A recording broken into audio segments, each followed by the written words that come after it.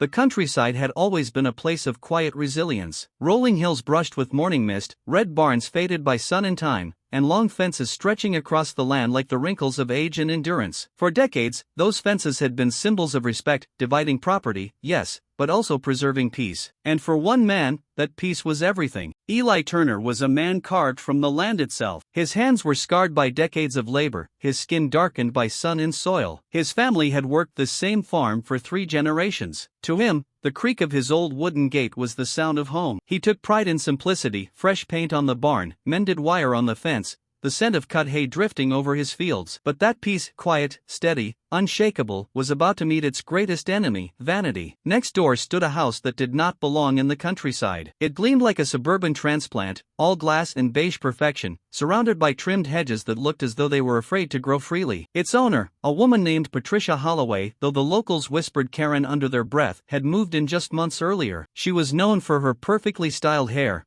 her relentless complaints, and her obsession with appearances. To Patricia, everything had to look right, even if it meant stepping on others' peace to get there. At first, it was small things. She left notes about Eli's tractor being too noisy. She called the county when she saw his cattle near the fence line, worried they might wander too close. But the breaking point came one golden morning when she stood at her property's edge, coffee mug in hand, staring at Eli's fence as though it had personally offended her. Eli's fence was practical, a mix of old cedar planks and steel wire, built sturdy but weathered. To Patricia, it was an eyesore. She wanted a view of the fields, something rustic yet elegant, as she later described to the HOA she had helped form. That was the day the first letter arrived. It was crisp, printed, and dripping with entitlement. It demanded Eli replace or beautify his fence to fit the neighborhood standard. It even cited a non-existent visual uniformity clause. Eli had chuckled when he read it. Then he set it aside, thinking it would blow over like the spring wind. But Patricia didn't stop there. She started taking pictures of his fence, his tractors, even his tool shed, and forwarding them to anyone who would listen. She hosted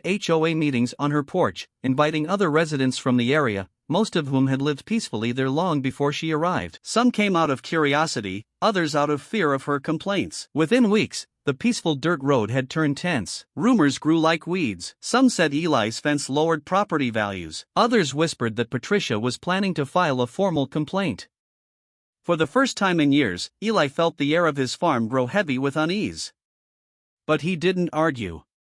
He didn't threaten. He simply observed. He knew men like himself were often underestimated, written off as stubborn relics of the past.